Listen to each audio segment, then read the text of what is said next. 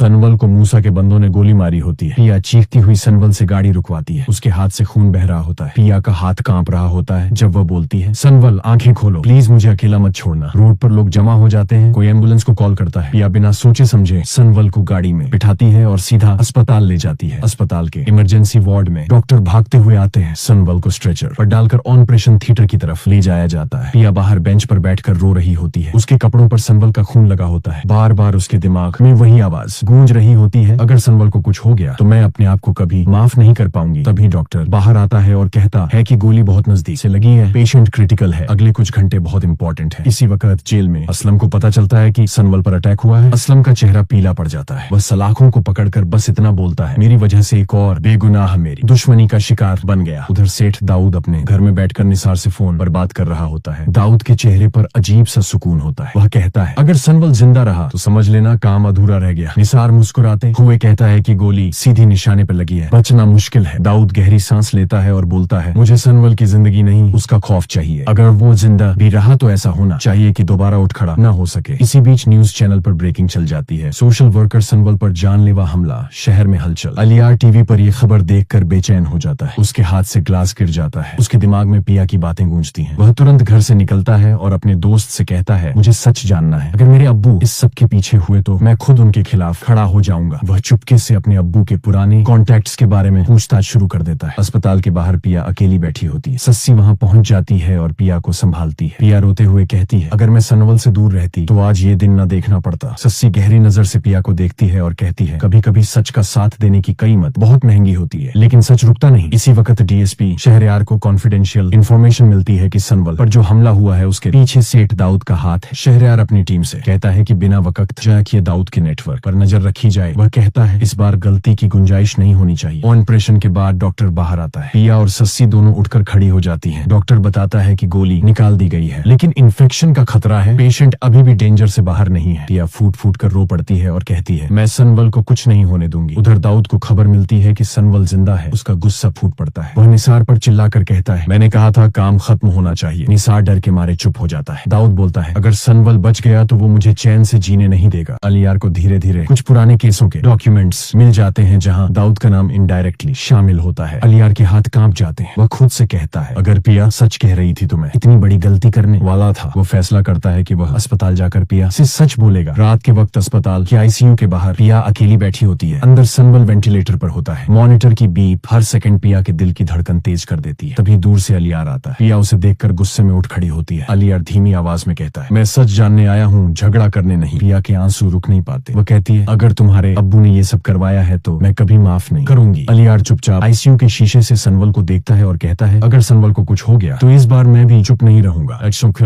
अलियार के सामने मूसा की हकीकत आएगी या नहीं, ये जानने के लिए चैनल को लाइक, शेयर और सब्सक्राइब करते रहे।